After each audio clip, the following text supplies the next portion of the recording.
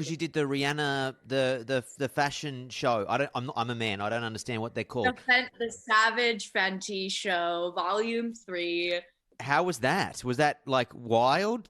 I wouldn't have eaten for a week leading up to that. I didn't prepare because I don't know. I think in my mind I was like, oh, as long as I'm breathing the same air as Rihanna, like it's just all gonna look fine. Mm-hmm. You know what I mean? Like I don't really have to prep. I just have to like have the confidence, which yeah, I can confirm breathing the same air as her gives you more confidence. But I'm also not a model, so I really didn't like go into it with any sort of like preparatory other than the fact that I was just like, I hope I remember how to walk. Like, essentially, that's like the goal for the day. Is that what goes through your mind before you do it in front of all of those people? Is like, oh, shit. I've got to, no, don't fall over. Don't. Don't fall over and just also just like have fun. Like we put so much pressure on ourselves to make it this like thing. And I was just like so grateful to be there. So I just tried to have as much fun as I possibly could. Well, let's talk about your incredible new song, "Skinny Dipping." Okay. Give us the. I mean, have we all done it? I'm assuming we've all done it. Oh yeah, I have. I feel like I'd feel terrible if I hadn't and I put out that song. Yeah. But also me being the metaphorical little songstress I am.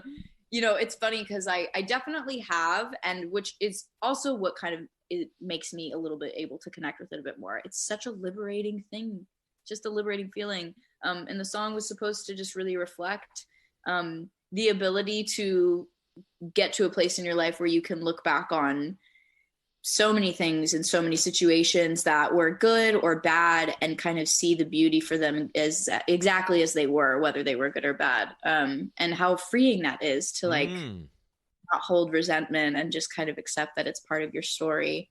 How do you get to that? How do you get to that point? Because I got a couple in my head that I just can't move past. I'm not going to lie to you. Hold on to that resentment. I hold on to it. It's like a bitter pill, and I know I need to get rid of it, but I just can't move past. Let's switch this interview around for you. The funny thing is, and I've said this before, was I didn't write it from the perspective of I've done it, I'm here, I'm never gonna be mad, I'm never gonna hold a grudge, I'm never gonna, I can't say that word, but I was like, I'm never gonna screw up, or maybe I can. Maybe yeah, it doesn't matter. you can. Yeah. Never gonna fuck up, but like I think there was actually so much freedom in writing from a place where I knew that I hadn't yet, and knew that one day I hope to. And I think it comes with a lot. I mean, therapy is a huge thing, and also just that seems like very. Can I say from the outset, that's a very American. I'm not sure if you've like in your travels of the globe have nailed that. Like the openness to therapy is such an American idea. Like no one else in the rest of the world talks about their issues or their problems or their like getting therapy as like, you know what? It's a badge of pride. Like I have happily gone to therapy and worked on my issues.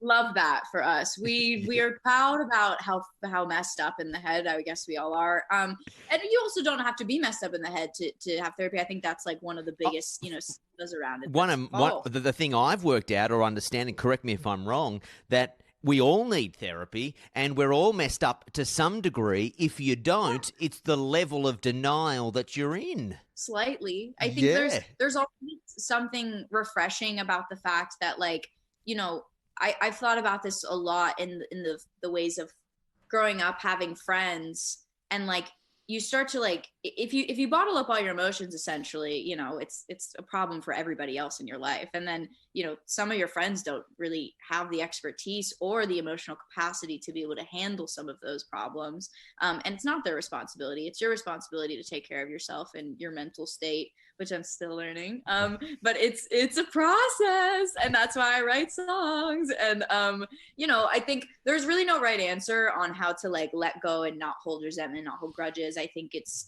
a different pace for everyone.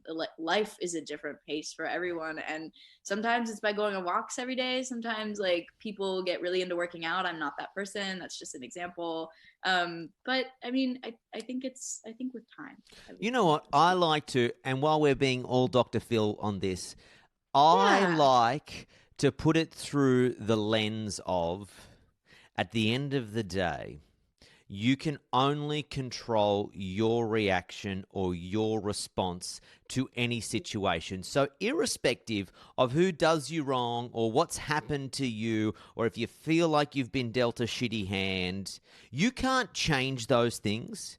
You can only change how you react to them in the moment or how you deal with accepting them. That was so Stanford of you, let me just say. I know, thanks very much. Thank you for coming to my TED Talk. If you could leave a donation at the end, that would be great. Like, actually.